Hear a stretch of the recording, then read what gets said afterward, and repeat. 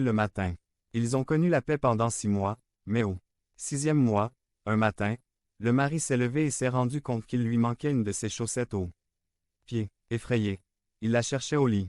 Bien sûr, sa femme s'est réveillée à cause du bruit et aussitôt, sans se brosser les dents, elle s'est exclamée. « Qu'est-ce que tu fais? » Et il a eu peur et a dit. « Oh non, tu as mangé. » Mon bas, c'est l'exemple d'un jeune couple qui essaie de maintenir l'unité dans son mariage. Nous sommes unis. Chaque chrétien doit lutter et faire l'expérience de l'unité afin de pouvoir expérimenter les bénédictions, les changements et les privilèges que nous avons en Christ. La lettre aux Éphésiens est une description de notre identité en Christ. Grâce à cette étude, nous apprenons qui nous sommes en Christ. Aujourd'hui, nous allons parler du fait que nous sommes unis. Nous sommes une communauté, nous ne sommes pas seuls. Nous ne sommes pas seulement bénis, nous ne sommes pas seulement transformés, nous ne sommes pas seulement privilégiés, mais nous sommes aussi unis en Christ. Chaque chrétien doit lutter pour l'unité selon Éphésiens 4. Pour expérimenter cette unité, nous devons utiliser les étapes que Dieu nous a données. Ainsi, chaque chrétien ici ce matin peut expérimenter l'unité qui fait partie de notre identité lorsque nous marchons selon les étapes que Dieu nous a données dans Éphésiens 4. Nous prions. Ce matin, nous marcherons dans les pas que Dieu nous a donnés dans Éphésiens 4 afin que nous puissions être unis. Devenez membre de la chaîne et AIDEZNOUS à propager la parole de Dieu dans le monde entier. Dimanche 17 mars 2024. Si vous croyez en la puissance de Dieu, commentaire 11. Nous ne sommes jamais trop impatients de commencer la santé physique ou spirituelle. Ma grand-mère voulait garder sa forme, alors elle a commencé à marcher 5 km par jour lorsqu'elle a atteint l'âge de 60 ans. Cette année, elle a eu 97 ans et nous ne savons pas où elle se trouve. Nous suivrons les étapes que Dieu nous a données. La première chose que Dieu nous a donnée pour que nous puissions expérimenter l'unité possible en Christ est Point 1. Marcher d'une manière digne de notre appel. Nous en avons parlé au cours de ces semaines. Notre appel est d'être parfait, même si nous ne pouvons expérimenter la perfection tant que nous n'avons pas vu Christ face à face. Nous devons toujours rechercher la perfection dans notre vie quotidienne. Écoutez ici ce que dit le texte au verset 1 à 3. Du chapitre 4. C'est pourquoi moi, qui suis prisonnier pour la cause du Seigneur, je vous implore de vivre d'une manière digne de l'appel que vous avez reçu, toujours humble et bon, patient, tolérant les uns envers les autres dans l'amour. 3. Efforcez-vous de maintenir l'unité de l'esprit par le lien de la paix. Il y avait un homme qui était dans sa voiture arrêté à un feu rouge. Devant lui, il y avait aussi une femme dans sa voiture arrêtée. Et elle se maquillait en attendant. La lumière est passée au vert mais la femme a continué à se maquiller sans rendre compte. L'homme a commencé à crier dans sa voiture et à cogner son volant même si la femme ne pouvait pas entendre. Soudain, il a été interrompu par un policier, son arme pointée sur lui. Bien que l'homme protestait, la police l'a arrêté et emmené au commissariat. L'homme était très en colère parce qu'il n'avait rien fait d'horrible pour se faire arrêter. Après 2 heures au commissariat, le policier lui a dit qu'il pouvait être libéré. L'homme a répondu, « Je savais que c'était injuste et tu n'as pas écouté mon dernier mot. Je vais retourner voir mon avocat et le policier lui a dit. Je ne l'ai pas arrêté pour ses cris ou comportements.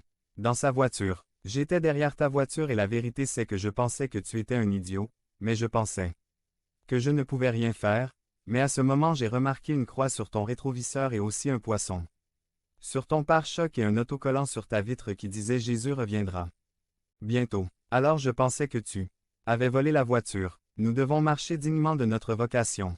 Et cet homme ne marchait pas comme ça. Dis-moi quelque chose. Est-il acceptable de mentir? Est-il acceptable de tromper les autres?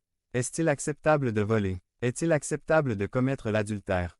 Est-il acceptable de commettre un meurtre? Point. Bien sûr que non. Ce n'est pas bien de faire toutes ces choses. Pourquoi? Parce que Dieu nous a dit que ce n'était pas bien. Ainsi, en tant que chrétiens, nous devons suivre la loi de Dieu. Notre texte dit que nous devons marcher d'une manière caractérisée par l'humilité, la gentillesse, la patience et la tolérance. Une manière qui reflète le désir de maintenir l'unité de l'esprit. Mes amis, nous sommes appelés à être parfaits, humbles, doux, patients, tolérants, en maintenant la paix par l'esprit. Cela signifie-t-il que nous devons permettre aux autres dans le corps de faire ce qu'ils veulent? Devenez membre de la chaîne et AIDEZNOUS à propager la parole de Dieu dans le monde entier. Dimanche 17 mars 2024. Parler à Dieu en 5 minutes. Description de la vidéo. Devons-nous faire cela pour maintenir la paix? Devons-nous ignorer l'après-midi parce que nous devons être patients, tolérants, aimants et unis? Devons-nous ignorer cette attitude simplement parce que nous sommes appelés à être parfaits alors que nous faisons preuve de patience, de tolérance, d'amour et d'unification? Permettons-nous le péché dans l'Église du corps de Christ, parce que nous devons être patients, doux, tolérants et unis? Non, Paul ne nous enseigne pas ici que nous devons accepter les antivaleurs pour que les autres puissent se sentir à l'aise. Il nous enseigne que nous devons nous élever au-dessus de la médiocrité et expérimenter l'abondance de bénédictions que Christ a pour nous. Alors oui, je dois être patient, tolérant, aimant. Je dois maintenir l'unité dans le corps du Christ.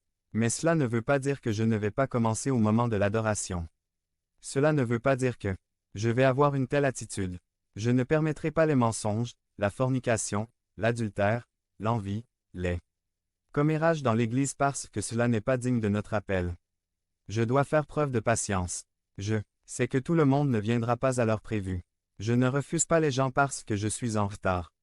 Alors que je commence à l'heure, je dois faire preuve de tolérance. Je ne rejette pas quelqu'un en raison de ça. Lutte pour atteindre la vocation d'être parfait. Je dois montrer de l'amour. Je ne déteste pas les gens pour leur besoin de grandir spirituellement. Je dois maintenir l'unité de l'esprit. Je base toutes mes décisions sur la parole de Dieu pour m'assurer de ne rien faire contre l'esprit d'unité.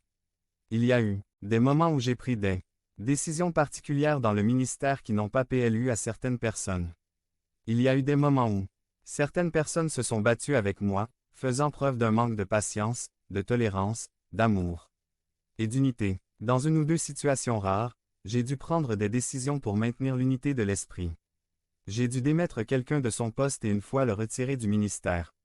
Il n'est pas toujours facile d'être pasteur, mais ma motivation est de maintenir